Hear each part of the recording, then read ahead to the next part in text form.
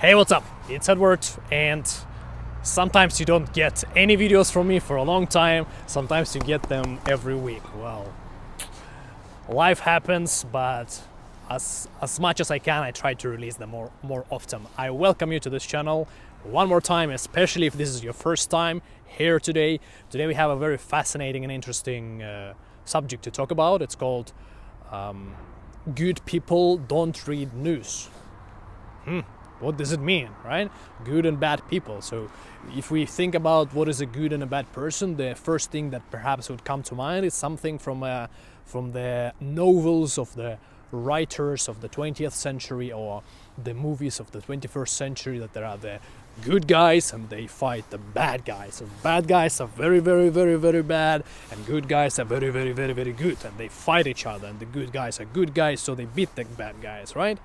And it's very obvious. So the bad guys attack the innocent citizens and innocent people, or they attack the good guys, and the good guys have to fight back to protect the world, to protect themselves, to protect their loved ones. Well, this is basically you can think of it as a Hollywood fairy tale, or a little bit outdated way of viewing their reality. Something that was definitely true before the informational revolution. However, right now we live in the informational age, and all of those obvious traits of behaviors that you could attribute to bad people or to good people that we had in the past, they are far less common. And the more developed the country is, the less common that people there are gonna have those kind of qualities.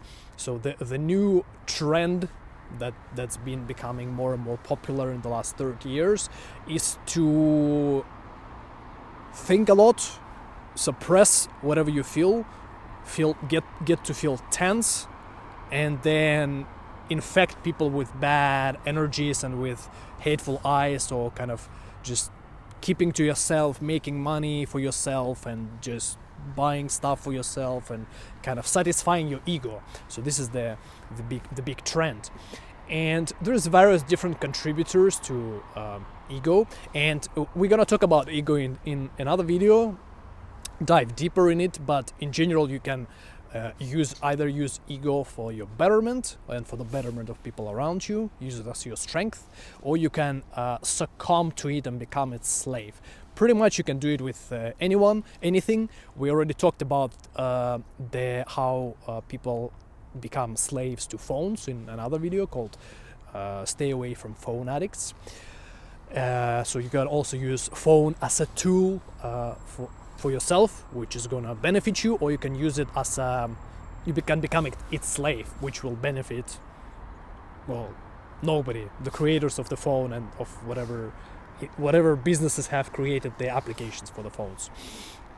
And this also applies to the news, but only it kind of goes in conjunction, and at the same time it's a little bit of a different subject, because, well, we live in the informational age, and I already talked about it multiple times. What that means is that everything that has been happening in the real world, all the, well, negative things that have been happening in the real world, the fights, the conflicts, the noisy, nasty behaviors, they all went online. All of those people went online.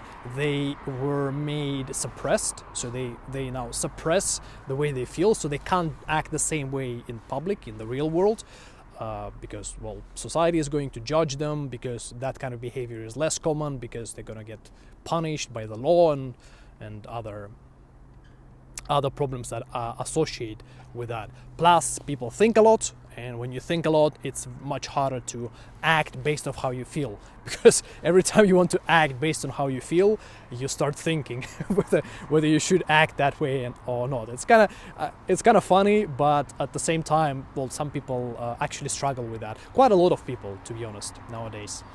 And news. So the problem with news, and basically what I mean by news is it's the mass media companies, or pretty much any source of information that constantly tries to feed you your information that you don't really need, like your organism and your mind don't really need. It's like hiring a coach that's gonna help you to be a better runner when you hate running and you don't want to run, and like you don't need his help, and yet you hired him. And so people get addicted to information nowadays, and they start reading because they get addicted to information, and there's not enough information around them, or it's hard to find the information around them, close to them, or find information easily, the information that they need. So they start going for the most popular and common sources of information, because in general what they need to get is to have their brain stimulated in some way. So they just want to get information. It doesn't matter what kind of information. People who are more conscious about their mental headspace and want to be more mentally healthy and don't want to go to psychotherapists and psychologists for the rest of their life, they don't really do that. But that's, unfortunately, such people are not in majority, and the majority of people are very addicted to reading information that doesn't benefit them in any way.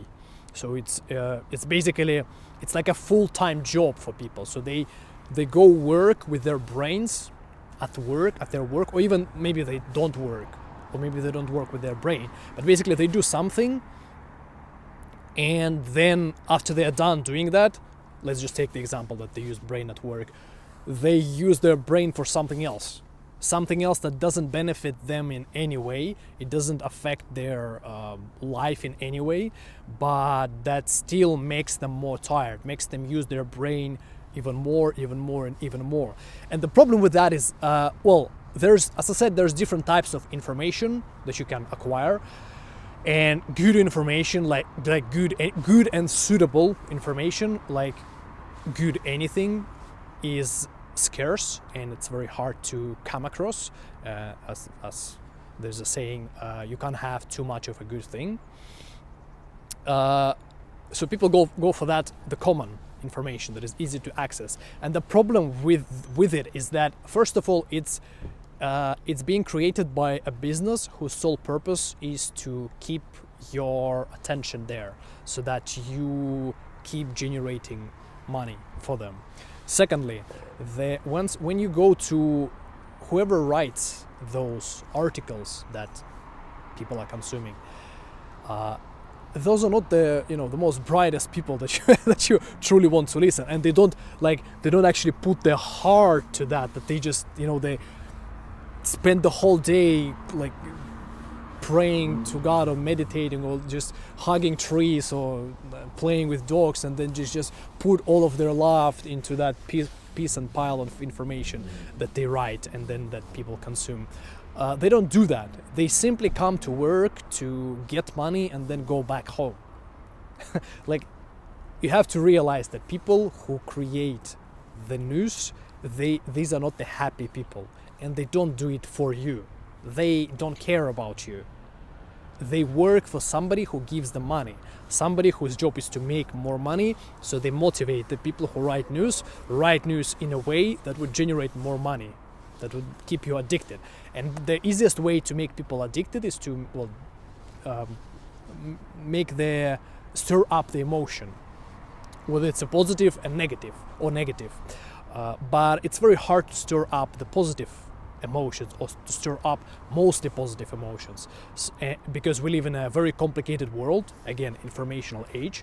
People have not yet figured out how to live in the informational age, that it doesn't affect them badly, and so they stir up the negative emotions, because it's very easy to stir up the negative emotion, right? Life is complicated, and we kind of try to survive and live in the society in a way that is mutually beneficial, and that it's peaceful, that everything is good, everybody is safe, and then there's this informational age, and it's very hard to to not feel fantastic all the time.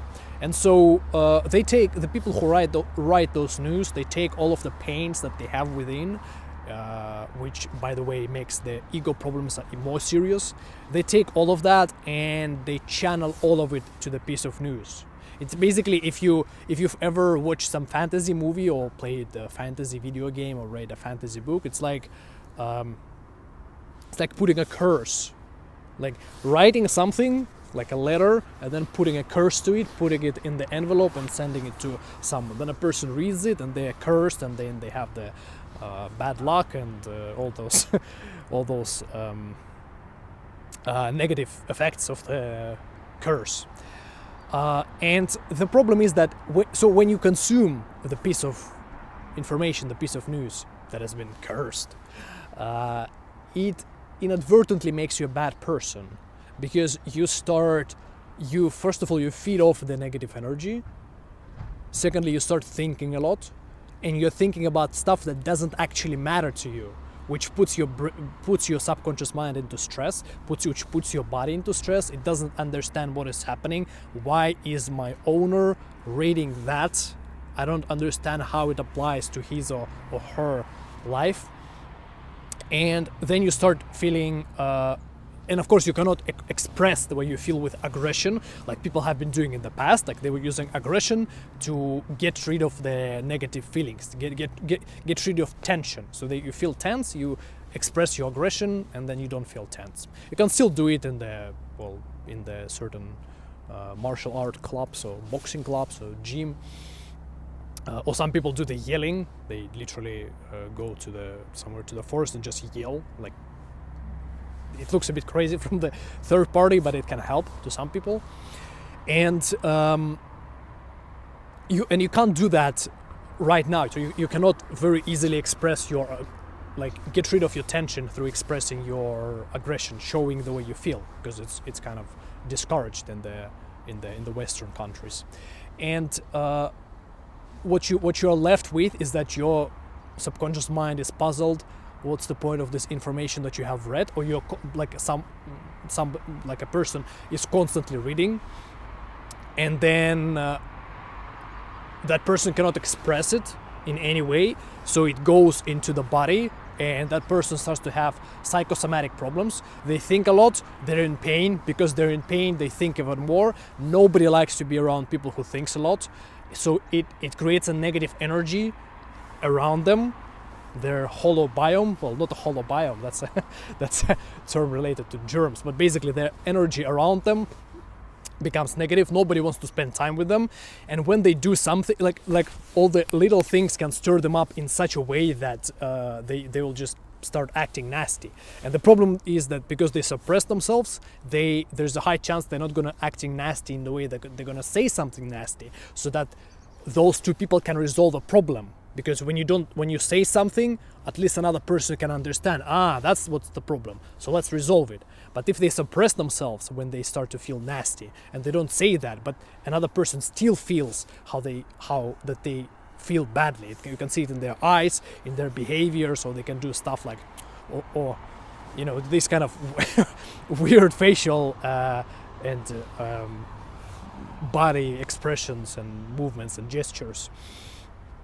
And then that person just starts affecting others. So they read a piece of information that has been cursed by an alchemist or by a dark necromancer. And then after that, they start to feel bad, like terrible. They're not resolving that problem, not expressing this aggression in any sort of form of way.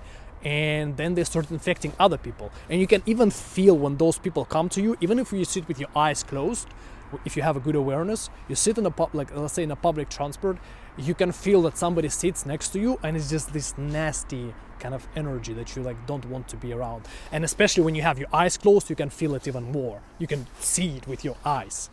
And then it just bounces back and forth. It becomes very contagious. And then at some point it becomes normal and common to be that way, and people think it's normal to be tense, to be kind of nasty, to think about bad stuff, to talk about to think a lot and talk about what you think instead of just having fun. And at some point we're gonna start our Middle Earth is gonna turn into Mordor, where we are, as they said, orcs used to be elves at some point before they were I don't remember what happened. They were converted into orcs. So yeah, let's not make our world become Mordor. I don't think we would want that. I don't think we would want to be orcs. They're quite ugly and they're nasty. We don't want to be ugly and nasty. Don't read news. And protect your mental headspace from all that kind of bullshit. Read good books instead. Just something that has been written in the 20th century before we have all this craze. Or meditate, or just do something that will engage your brain without polluting it, without you needing to read anything cursed by a dark necromancer. And yeah, if you struggle with this problem, or if this subject is very, very relevant to you, you can do two things. The first thing is that you can write in the comment down in the comments what is it that you want me to talk about in the next video. And this is useful if you don't actually struggle with this problem too much. But if it's really bothering you, and if you want to resolve it as soon as possible and as fast as possible, if you want to clear your mental headspace and let yourself feel free and let yourself come back to your senses, so that every subtle movements that you do, no matter what you do, it feels pleasurable and enjoyable for you.